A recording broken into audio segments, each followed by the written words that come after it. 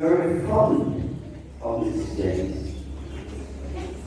And all of us will be sharing the experience in different ways.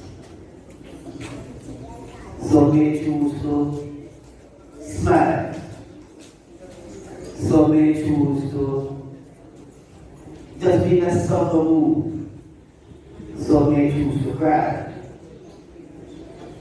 No matter what you choose to do, it is all good. And you should not look at what the other person is doing to laugh or to say, but this is Jennings. No. Everybody deals with things differently.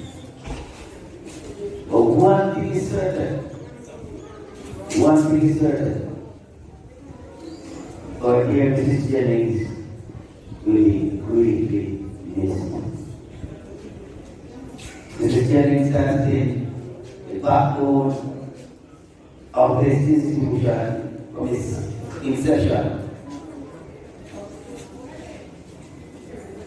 And at times I think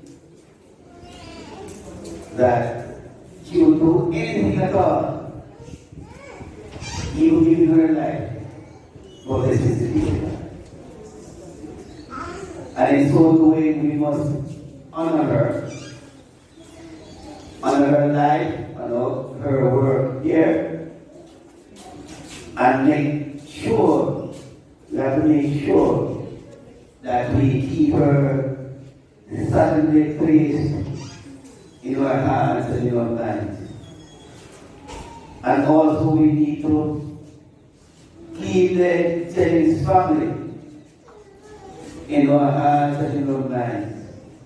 It cannot be easy. It cannot be easy. But they say many hands make light work. So if we all come together, we all stick together, cheer up each other, it will be easier. It will be easier. So right now I want to ask that we just take 1 minute of silence in memory, in loving memory of our dear life principal, Mrs. Veronica Jennings. I'll tell you when it starts. And it starts now.